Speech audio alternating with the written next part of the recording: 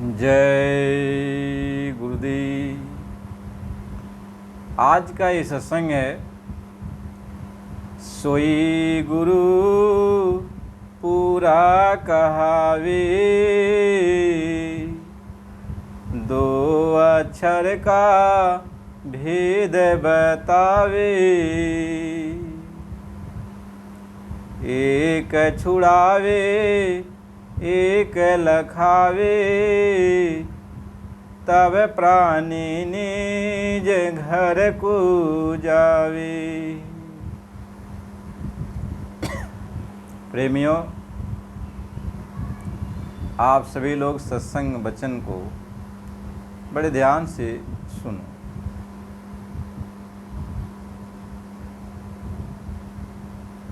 हम सभी लोग पूरे गुरु की तलाश करते हैं, पूरे गुरु की खोज करते हैं। हमें पूरा गुरु मिल जाएगा तो हमारा काम बन जाएगा, यानी हमारी आत्मा का कल्याण हो जाएगा, हमारी आत्मा इस नरको 84 से बच जाएगी। वाणी ये कहती है कि सोई गुरु पूरा कहावे, जो दो अक्षर का भेद बतावे, एक छुड़ावे एक लखावे, तब प्राणी निज घर को जावे। यानी पूरा गुरु वही होगा जो दो अक्षर का भेद बताता है। हमें आपको ये सोचना है कि दो अक्षर क्या है। जब आप इस पर गंभीर रूप से विचार करोगे, महात्माओं के सत्संग वचन को आप सुनोगे, तो महात्माओं के वचन को सुनते सुनते आपके अंदर विवेक पैदा हो जाएगा, ज्ञान पैदा हो जाएगा। क्या कि महात्मा क्या भेद बताते हैं, महात्मा अपने सत्संग में क्या भेद बताते हैं। महात्मा अपने सत्संग में यही आप सिखाते हैं। चाहे कबीर साहिब जी महापुरुष आएँ, चाहे दादू साहिब जी आएँ, चाहे दरिया साहिब जी आएँ, नानक साहिब जी आएँ, और जितने भी संत महात्मा आएँ, सब लोगों ने एक ही बात बताई। क्या कि ऐ आत्माओं, ऐ सुरतों, जिस देश में तुम रह रही हो, ये काल का देश है। इस काल के देश में तुम जन्म और मरण के बंधन में बंधे हुई हो। कभी तुम्हें जन्म दिया जाता है, जिस शरीर को तुम प्राप्त करती हो वह शरीर धीरे धीरे क्षीण हो जाता है, फिर शरीर से तुमको निकाल कर फिर दूसरा शरीर तुमको दिया जाता है। ये तुम्हारे कर्म अच्छे हैं तो स्वर्ग आदि लोकों में भेजा जाता है, आराम से वहाँ रहते हो, और पुण्य क्षीण हो जाता है, फिर तुम्हें मृतलोक में भेज दिया जाता है, मानव शरीर दिया जाता है। फिर तुमसे पाप बन गया तो तुमको नरकों में डालकर बड़ी तुम्हारी जो है पिटाई की जाती है, तुम्हें बहुत तड़पाया जाता है, सड़ाया जाता है, जलाया जाता है, तड़पाया जाता है, नाना कष्ट तुमको नरकों में दिया जाता है। इसके बाद 84 लाख जोनियाँ हैं, उसमें तुम्हें डाल दिया जाता है, जिसमें तुम अपने दुख पीड़ा का बयान नहीं कर सकते। ये नाना प्रकार का कष्ट तुमको मिलता है। महात्मा समझाते हैं ये काल भगवान का जो देश है, जिसको मृतलोक कहते, जिसको 3 लोक की नगरी कहा जाता, कि जिसमें अंड लोक कहा जाता है, और पिंड लोक कहा जाता है, और ब्रह्मांडी लोक कहा जाता है। तो ये पिंडी लोक जो मृत लोक है, यह इसमें पिंड लोक कहा जाता है कि पिंड के द्वारा शरीर का निर्माण होता है। अंडी लोक जिसको स्वर्ग आदि लोक है कहा जाता है, जो अंडी लोक माया का लोक है, और ब्रह्मांडी लोक जो ईश्वर का लोक है। तो यह 3 लोक जो है, इसलिए कहा कि 3 लोक काल का थाना और चौथा लोक दयाल स्थाना। यानी यह 3 लोक काल भगवान का यानी ईश्वर का है, ईश्वर का है। तो हम लोग 3 लोक में ही हैं, यानी ईश्वर के लोक में ही हैं, काल भगवान के ही लोक में हैं, और ईश्वर ही इसके कर्ता धर्ता मालिक हैं।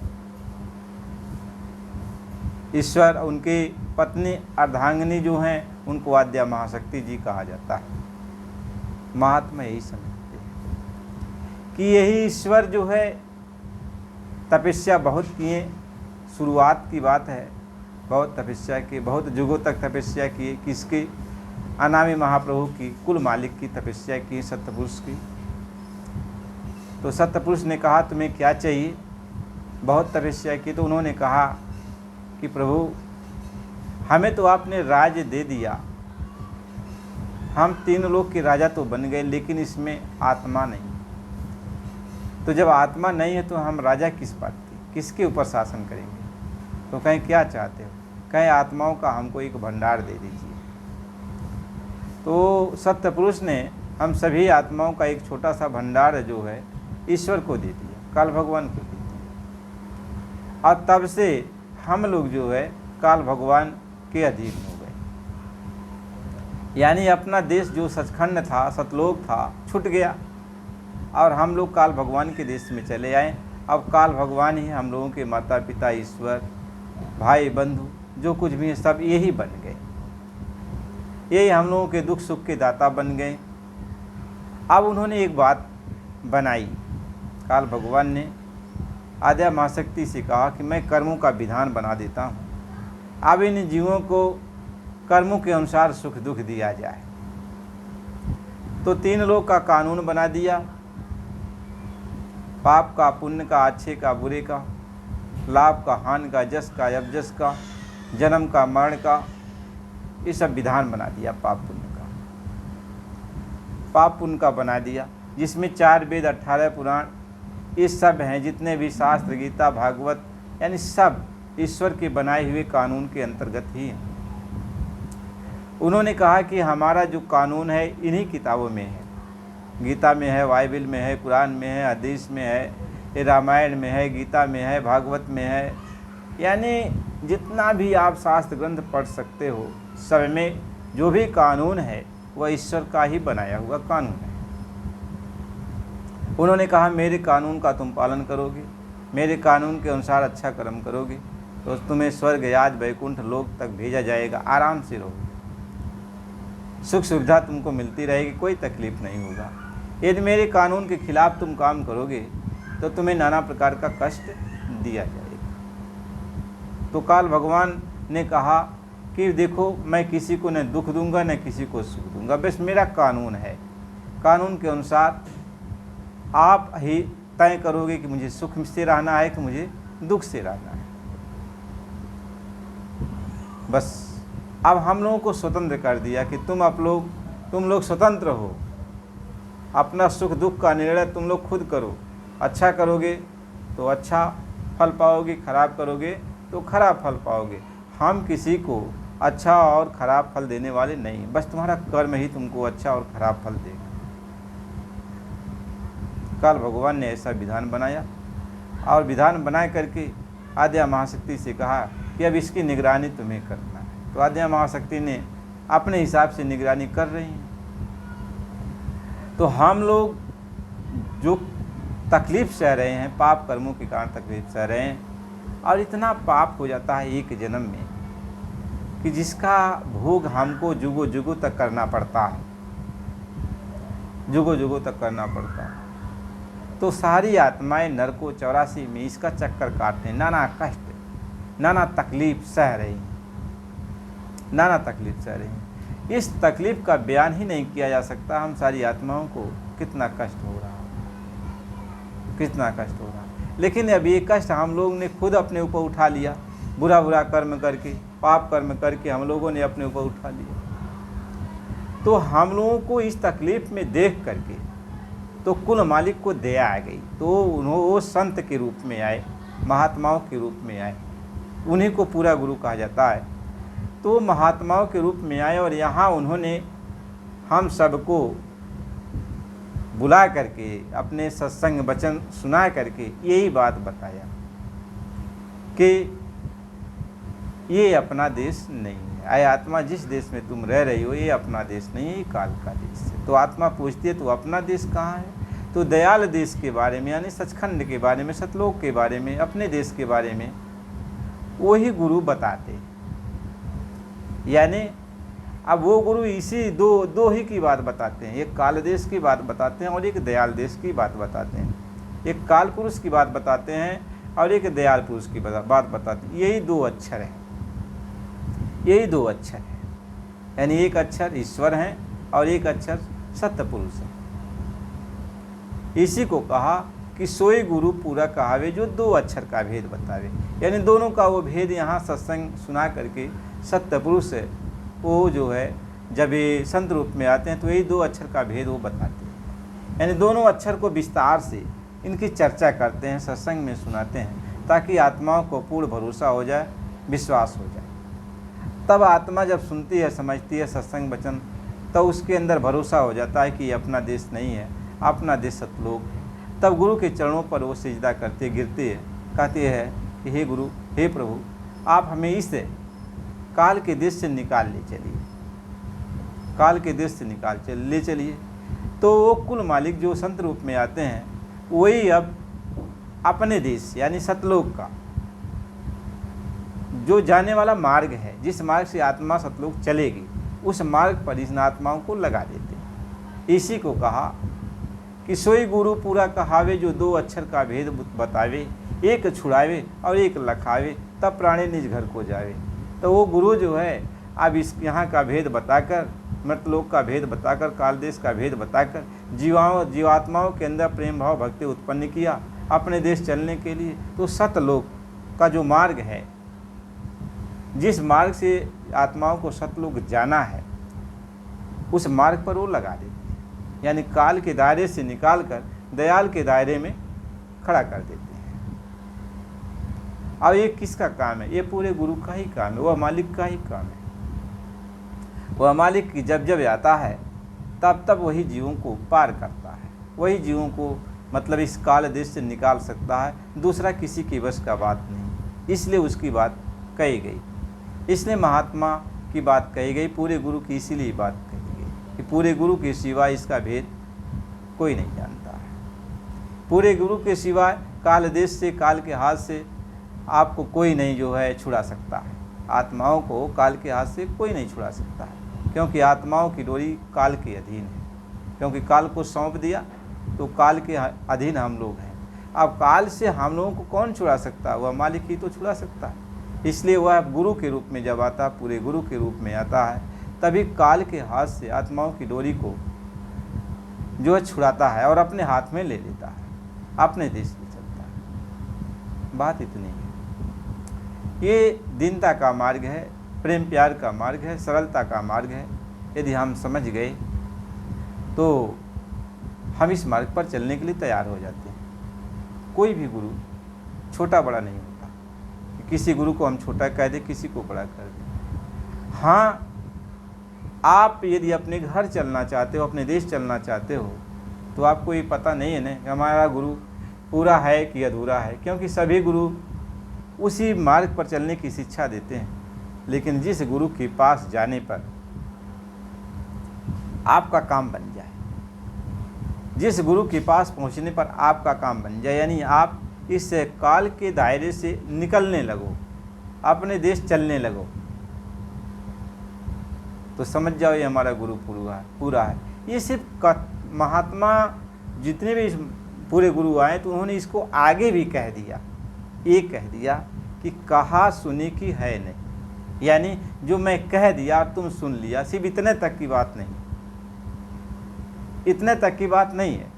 यदि पूरा गुरु है तो ये नहीं है सिर्फ कह दिया और हम सारी आत्माएं सुन ली और मान लिया, कहा नहीं, कहा सुनी की है नहीं, इतना तक की नहीं है। देखा देखी की बात, यानी अब पूरा गुरु होगा तो वह तो देखा है और तुमको भी दिखाएगा। और दुल्हा दुल्हन मिल गए फीकी परी बरात, यानी अब जो है तुमको मालिक से मिला देगा। और ये जो जितनी बारातें हैं, यानी ये मृतलोक का ये जो चीज़ है, यह तुम छूट जाएगा और दुल्हा दुल्हन साथ चल पड़ेंगे, निकल जाएगी, बारात अपने अपने घर चली जाएगी। इसलिए महात्माओं ने सब कुछ समझाते हुए यह वक्त कही, यह बात कही कि दादू देखा दीदम दीदा और सब कोई कहत सुनीदा। यानी कहना और सुनना, ये दोनों बात तो सब कोई कहते हैं, लेकिन जो पूरा महात्मा होगा वह कहेगा भी और आत्माओं को सुनाएगा भी, फिर भी देखा देखी की बात कहेगा कि अब मैं देखा हूँ तो तुमको भी दिखाऊंगा। तभी तो आत्माओं को भरोसा होता है कि हम अपने घर पहुँच रही हैं कि नहीं पहुँच रही हैं, अपने घर जाएंगे कि नहीं जाएंगे। केवल कहने के लिए तो सब कोई कह देंगे, सब लोग उसी वाणी का उच्चारण करेंगे और हम लोग सुनेंगे। तो वाणी तो वही है, महात्माओं की जो वाणी है वह कितनी मीठी है, कितनी निराली है। वह महात्माओं की वाणी को सुनकर ही आत्मा भाव विभोर हो जाती है। लेकिन इतने तक बात नहीं है ना, आत्माओं को चलना है, इसलिए कहा चलना बड़ी दूर, चलना बड़ी दूर। कहें कितना दूर? बड़ी दूर है कि चलना बड़ी दूर, चलना बड़ी दूर।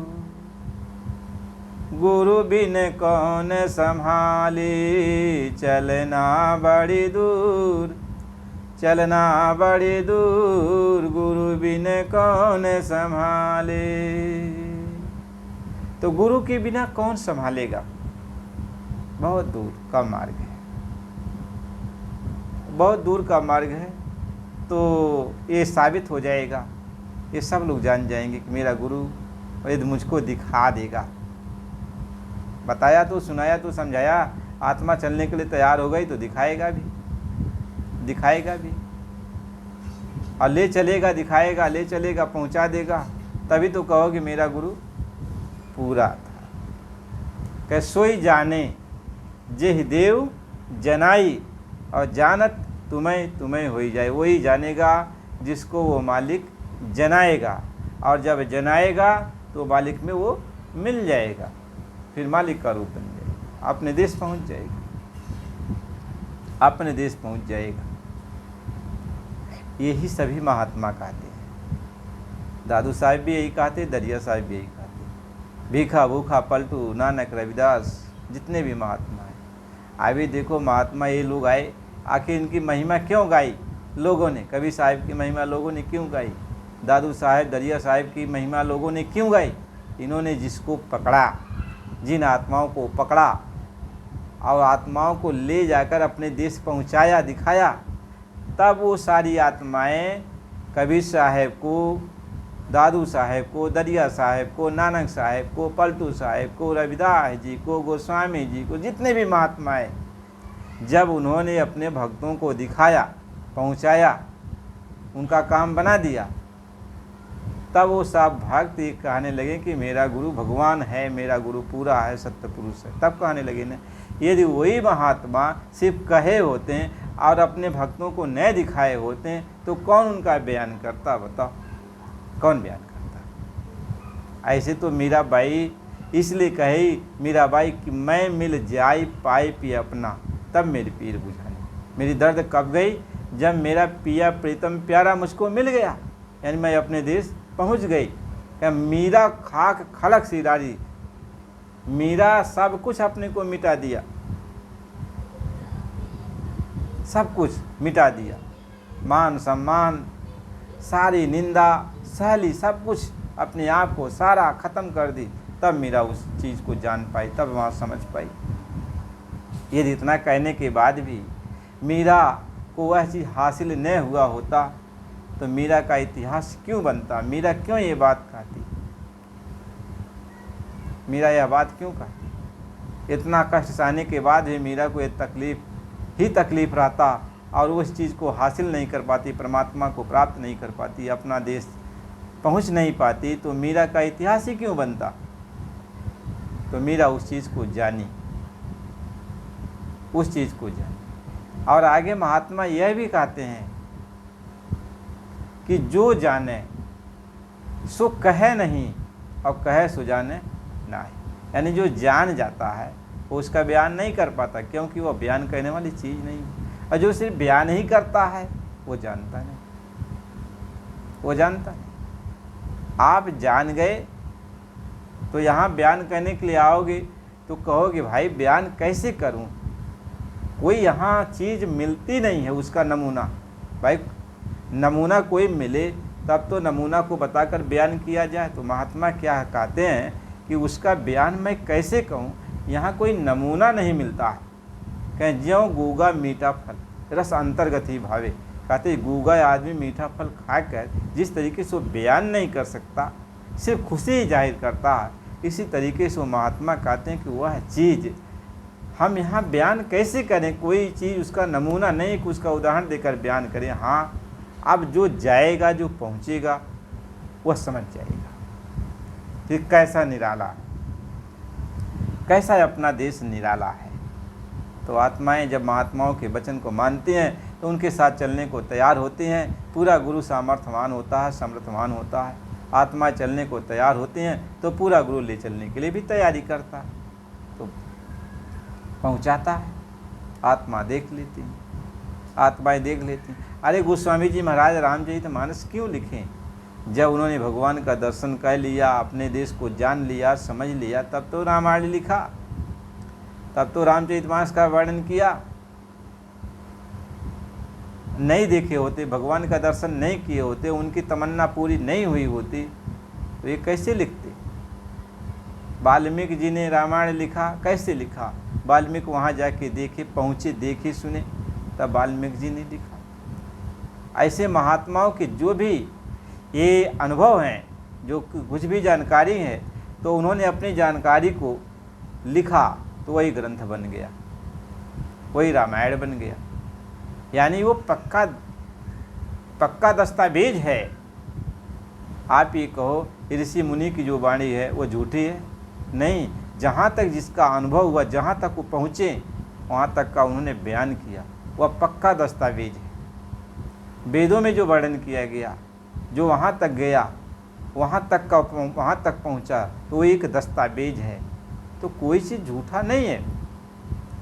जहाँ तक जिसकी पहुँच हुई वहाँ तक का उन्होंने बयान किया। और जो पूरा अपने देश पहुँच गया तो पूरा वर्णन किया, अपने देश पहुँच गया तो पूरा वर्णन किया। जितना जितना लोग पहुँचते गए उतना उतना वो वर्णन करते गए। इसलिए हमें आपको विचार करना चाहिए।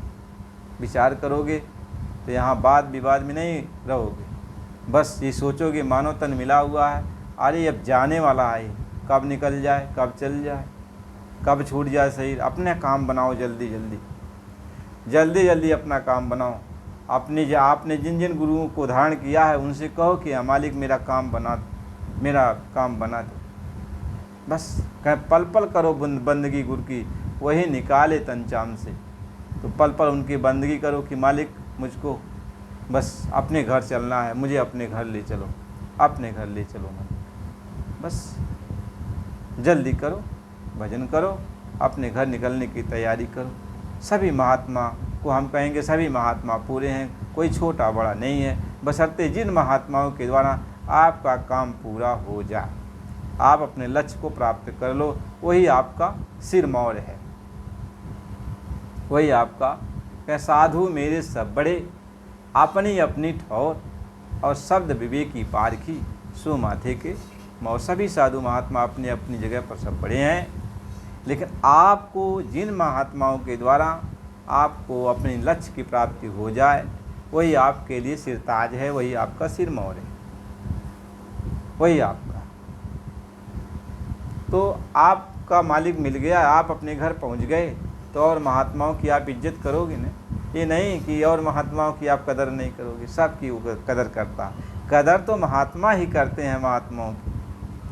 जो पहुंच जाता वही करते हैं, जो पहुंचता नहीं है वही महात्माओं के बारे में अनाप शनाप बोलते हैं, वही महात्माओं को छोटा बड़ा कहते हैं। और जो पहुंच गया वो तो समदर्शी पुरुष हो जाता, वो सबको एक समान दिखता है, सभी महात्माओं की कदर करता है, सभी संतों की कदर करता है, सभी लोगों की कदर करता है, क्योंकि वह समदर्शी पुरुष होता है। तो प्रेमियों, बात को समझो। और फिर यदि आप चैनल को लाइक सब्सक्राइब करोगे, लोगों को बताओगे, तो सत्संग आपको ज़रूर सुनने को मिलेगा, जिससे आपकी सभी शंकाएं धीरे धीरे समाप्त हो जाएंगी। आप जिस जगह पर हो वहीं खड़े हो जाओगे और फिर अपने लक्ष्य की तरफ आगे बढ़ने लगोगे। जय गुरु।